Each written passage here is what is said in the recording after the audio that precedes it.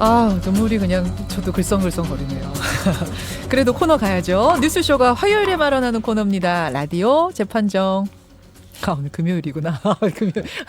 자, 제가 입에 뱄어요. 라디오 재판정 화요일에 하는 코너인데 왜 그럼 금요일에 이번 주는 하느냐.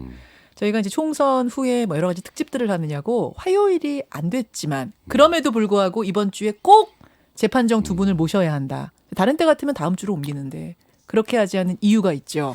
이유가 있죠. 이유가 있죠. 네, 제 앞에 앉아 계신 조수진 변호사님이 오늘이 마지막 방송이라 이번 예. 주가 마지막 방송이라 그래도 이번 주에 한 번은 봐야 된다. 꼭 해야 된다. 인사를 네. 드려야 된다. 여러분께. 그래서 지금 하고 있죠. 맞습니다. 아유, 어디 가시는 감사합니다. 거예요, 조 변호사님?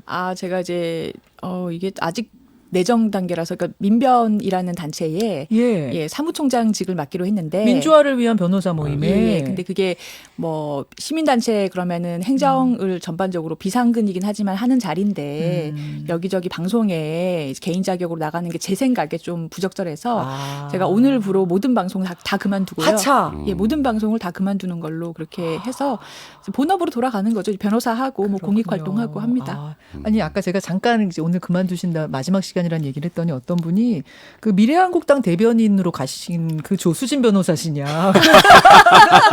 좀 하지 마요. 그 미래한국당의 조수진 당선인은 기자 출신이에요. 예, 맞습니다. 동명이인이고 이분은 이제 민변의 대변인으로 조수진 변호사십니다.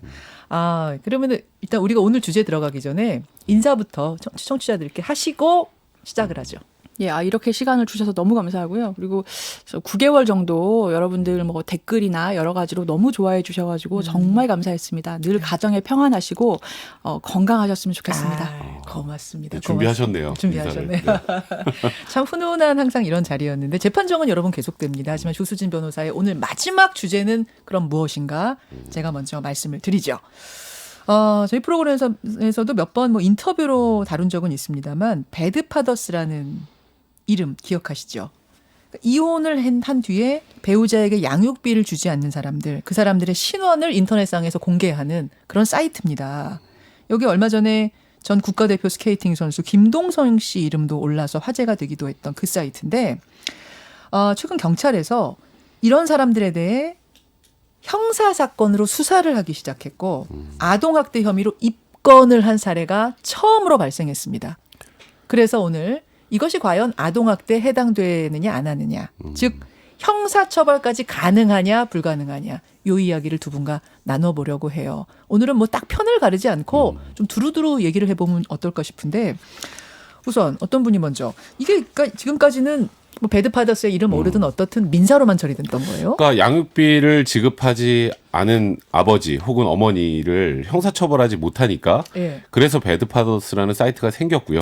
이름을 공개한 거고 어허. 이름을 공개하면 좀 망신스럽잖아요. 그렇죠. 그러니까 그런 방법으로 우회적으로라도 양육비를 지급하게 만들어주는 거였고 그러다 보니 이 이름 공개하는 게 오히려 명예훼손이다 그래서 고소까지 당했었잖아요. 예, 예. 그러니까 이름을 맞아요. 공개한 그 아버지가 이제 이 사이트의 운영자를 고소까지 했던 그런 사유가 있었던 걸 보면 지금 현재 법으로는 처벌하기가 너무 애매하기 때문에 네. 결국 이름을 밝히는 것 쪽으로 갔었단 말이죠. 근데 그러다 보니까 지금 경찰에서 일단 입건은 했지만 현실적으로 이게 진짜 아동 학대로 처벌까지 가능하냐?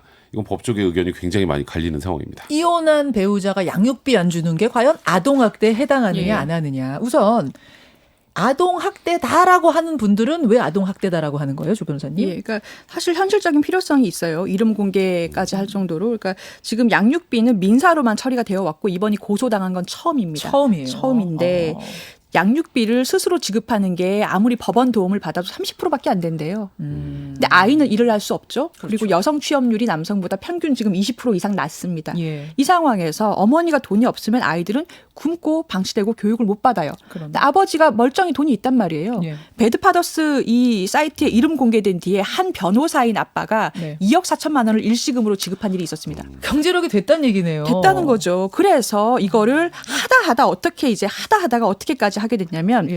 아동복지법에 보면 유기방임죄라는 게 있습니다. 그게 뭐냐면 자신의 보호 감독을 받는 아동을 유기하거나 의식주를 포함한 기본적인 보호, 양육, 치료 및 교육을 소홀히 하는 방임행위라는 것을 5년 이하 징역이나 5천만 원 이하 벌금에 처하는 규정이 있는데 예. 그동안은 이거는 진짜로 아이를 그냥 엎어놓고 PC방에 간다든가 말 그대로 물리적 방임 일 때만 처벌을 해왔어요. 아하. 근데 이번에 고소한 건은 뭐냐면 아니 멀쩡히 돈 있으면서 돈 안 주고 예. 아이 굶게 만들고 이것도 방임 아니냐라는 겁니다. 그래서 이거를 좀 더 적극적으로 해석을 하면 예. 아동복지법상의 유기방임죄에 해당한다라고 아. 해서 하다못해 벌금형이라도 줄 수 있다는 거예요. 따라서 형사가 가능하다. 왜 안 되느냐? 왜 민사로만 처리해야 되느냐라는 게 이번에 첫 케이스, 예. 첫 사례여서 화제가 되고 있는 겁니다. 근데 아동학대로 형사처벌까지는 어렵다라고 하는 분들은 또 논리가 뭡니까, 백 변호사님? 그러면 왜 지금까지 아무도 처벌을 안 했을까요? 그 법의 해석의 한계를 넘어섰기 때문에 이제 우리가 보통 이렇게 생각을 하죠. 지금 조 변호사님 말씀하셨던 것처럼 현실적 필요성 분명히 있습니다. 양육비 지급하지 않은 부모는 정말 처벌받아 마땅하다고 생각해요. 하지만 예. 지금까지 못했던 이유가 예. 아동학대에서 조금 전에 말씀하셨던 유기 방임이라는 건 내 바운더리 안에 있는 아이를 말씀하셨던 것처럼 밥을 안 주고 혼자 뭐 PC만 와서 그냥 놓고 나간다고 네, 유기하거나 이런 걸 처벌하는 건데 이 양육권자가 아닌 사람 같은 경우에는 본인이 보호 감독하는 바운더리 안에 아이가 없잖아요. 그러니까 형사범죄라는 건 원칙적으로 내가 이런 행동을 하면 이런 범죄로 처벌받는다는 게 굉장히 명확해야 되는데 해석으로 넓히는 건 그럼 이게 잘못하다 보면 예. 사실 어떤 행동도 확장해서 그러면 다 처벌할 수 있어요. 코에 걸면 코걸이 뭐 이런 그렇죠. 식이 된다. 그렇기 때문에 이건 분명히 처벌의 필요성이 있지만 예. 이걸 처벌하려면 기존 법으로는 안 되고요. 국회에서 법을 만들어서 양육비 미지급도 아동학대 범주에 넣어버리든지 아하. 아니면 양육비 미지급을 따로 별도로 형사처벌하는 규정을 만들든지 하는 방법으로 해결을 해야지 이거를 이만큼 확대 해석하면 될 수도 있을 거야 라고 하다 보면 그건 형사법의 체계가 무너질 수 있기 때문에 이걸 반대하는 쪽도 굉장히 사실 이거는 현실적으로 법을 만들지 않으면 안 된다라고 하는 입장입니다. 그럼 지금 현행법으로는 힘들다라는 게 안타깝지만 힘들다라는 네. 게 백 변호사님. 그래서 법을 개정해야 된다는 측이시고 조 변호사님은 현행법으로도 하려면 가능하다 쪽이신 것 같네요. 어떻게 맞습니다. 얘기하다 보니까. 지금 고소당한 사례가 5명의 아빠인데 그중에서 3명은 그 아빠인지라든지 양육비 뭐 합의 같은 게 증거가 없어서 불기소가 났다고 하고 2명이 문제인데 예. 그중에 1명에 대해서 아빠인지를 알아보자라고 DNA에 대한 압수수색을 경찰이 신청했는데 검찰이 똑같은 지금 백성문 변호사님 같은 이게 예. 형사처벌 대상인지 모르겠다라는 논리로 압수수색을 못하겠다 이 상황입니다. 그런데 제가 그래서 법을 찾아보니까 미국 같은 경우에는 50개 주가 모두 양육비를 미지급하면 형사처벌을 하고 있어요. 아 그래요? 네. 그리고 OECD 국가가 36개인데 우리나라 빼고 35개 우리나라만 빼고는 네. 양육비를 미지급하면 아동학대로 다 처벌합니다. 근데 거기 법하고 우리 법하고 다른 건 아니에요? 예, 그래서 지금 우리나라 판례에도 보면 네. 서울고등법원 98년도 판례에 자녀를 키우지 않는 부모라도 자녀의 보호 의무가 있다. 라는 판결이 있고요. 아하. 이러한 판례 법리를 따오고 또 하나가 예. 우리나라가 91년도에 비준한 국제법이 있는데 예. 아까 아동에 대해서 양육비를 지급하지 않는 것을 아동학대로 보는 내용이 유엔 아동권리협약 27조에 있습니다. 그러면 국제법도 중거법이 되기 때문에 이 국제법과 기존의 서울고법의 판례를 종합하면 예. 못할 바 없다. 의지만 저는, 있으면 한다. 예, 검찰 의지에 달려 있다라고 봅니다. 근데 저는 또 생각이 좀 다른 게요. 일단 지금 조 변호사님 말씀하셨던 판례는 민사 판례입니다. 양육비 지급에 관련된 판례인데 민사법은 원래 확대 해석, 유추 해석이 가능합니다. 형사 처벌하는 법규는 확대 해석이나 유추 해석이 안 돼요. 그래서 민사 판례를 가지고 이 민사 판례가 이런 게 있으니 이거 형사 판례 적용해 주십시오는 안 됩니다. 일단 그 먼저 말씀을 드리고 그리고 조금 전에 미국이나 OECD 대부분의 국가가 양육비 미지급하는 사람들을 아동학대로 처벌한다. 예. 저도 처벌해야 된다는 입장이에요. 하지만 법이 다르잖아요. 그러니까 양육비 미지급을 처벌하는 규정을 두는 나라와 우리나라처럼 아동학대라는 규정, 아동복지법에 이거 딱 하나 두고 이걸 확대해가지고 처벌해보자 하는 거는 좀 다른 문제예요. 그러니까 유엔의 국제법 얘기. 사실 그 부분 역시 형사처벌의 중거법규를 쓸 수 있지도 조금 의문이고요.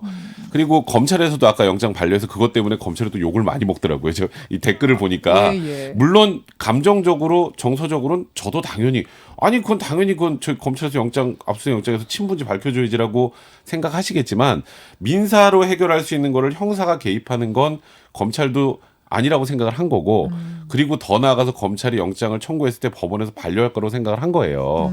그렇기 때문에 무리해서 지금 이 법규를 가지고 기소를 한다. 네. 기소를 해서 무죄가 나오면 어떻게 될까요? 무죄 나올 가능성이 저는 굉장히 높다고 보거든요. 그렇다면 이거는 지금 현재 이 불분명한 규정 가지고 된다 안 된다를 다투는 것보단 예. 확실하게 처벌할 수 있는 규정을 만드는 게 중요한 거예요. 근데 이 얘기는 한참 전부터 있었는데 좀 안타깝게도 국회에서 이 법을 제대로 만들어주지 않아서 양육비 미지급 받아서 혼자 한부모 가정에서 아이가 힘들게 크는 경우 굉장히 그러니까요. 많습니다. 그래서 그러니까요. 뭐 일각에서는 국가에서 지급을 먼저 하고 구상권 행사하자는 얘기가 나오는데 그런 법규도 지금 전혀 만들어지지 않는 얘기 말이죠. 나누다 보니까 두 분 다 의견은 같아요. 이 사람 처벌을 받아야 다만 현행법으로 되느냐 안 되느냐 거기에 대해서만 두 법조인의 해석이 좀 갈리는 건데 이 규정이 그럼 빨리 만들어지면 되겠네요. 그러면은 뭐 이런 우리가 되냐 안 되냐 논란할 필요도 없잖아요, 조 네, 변호사님. 맞습니다. 그 양육비 미지급을 이거 5글자만 넣으면 돼요. 아까 그 아동복지법상의 유기방임죄 그렇죠. 내용에 죄가 이미 있기 때문에 예. 이게 사실 국회의원분들이 굉장히 좋아하는 원포인트 개정안이거든요. 근데 왜 안 그렇죠. 돼요? 제 말이 그 말입니다. 어. 그러니까 저는 근데 사실은 상식이 법이라고 생각해요. 이럴 거면 왜 나왔어요? 이런 상식이 법에 반영돼야 되는 거고 지금 상황에서도 사법 적극주의를 편다면 그 양육비 지급 판결을 받아도 재산 다 빼돌리고 네. 안 주겠다 하면 사실 방법이 없거든요. 형사처벌로 강력하게 시그널을 주면 굉장히 많이 바뀔 겁니다. 근데 이게 형사처벌을 한다고 해서 없던 양육비가 나오진 않잖아요, 또. 형사처벌의 양육비 지급을 담보할 수 있는 수단이 또 되기는 힘들어요. 그래서 일단은 제가 말씀드렸던 것처럼 양육비를 확실하게 지급할 수 있는 방안, 아까 말씀드렸던 것처럼 국가가 주고 구상권 행사하는 방안부터 여러 가지 방안들이 있을 수 있고요. 이제 그렇기 때문에 형사처벌만이 능사가 일단 아니라는 거 하고 일단 형사처벌이 심리적으로 억제 효과는 분명히 있겠습니다만 네. 지금 현재 법으로 애매한 상황에서 섣불리 기소했다 무죄가 나오면 면죄부만 주는 꼴이 됩니다. 그렇기 때문에 국회의원분들이 혹시 방송 듣고 계시면 네. 빨리 이 법 좀 만들어 주십시오. 많이 들으세요. 듣고 계실 거예요. 좀 서둘러 주시고요. 뭐 채팅창도 지금 마찬가지입니다. 저희 들어오는 문자도 마찬가지고 많은 분들이 양육비를 미지급해서 아이가 뭐 아동 학대에 준하는 그런 어려움을 당하고 있다면 특히 배우자가 이혼한 배우자가 여력이 되는데도 그렇죠. 안 주는 이런 경우는 엄하게 다스려야 된다는 의견이 뭐 거의 지금 압도적이니까요. 국회에서도 더 관심을 가져주시기를 당부드리면서 오늘 두 분과 인사 나눠야겠네요. 조 변호사님 네. 어디 가서 무슨 일을 하시든 똑부러지게 잘하실 분이니까 기대하고 응원하겠습니다. 그동안 고생 많으셨습니다. 예, 감사합니다. 백 변호사님 다음 주에 뵐게요. 네, 고맙습니다. 감사합니다. 조수진 변호사, 백성문 변호사였습니다. 김현정의 뉴스쇼는 청취자 여러분의 참여로 이루어집니다. 트위터, 페이스북, 레인보우 게시판, 그리고 단문 50원, 장문 100원의 유료 문자 샵 1212, 우물정 1212 통해 참여하실 수 있습니다. 김현정의 뉴스쇼, 여러분과 함께 만듭니다.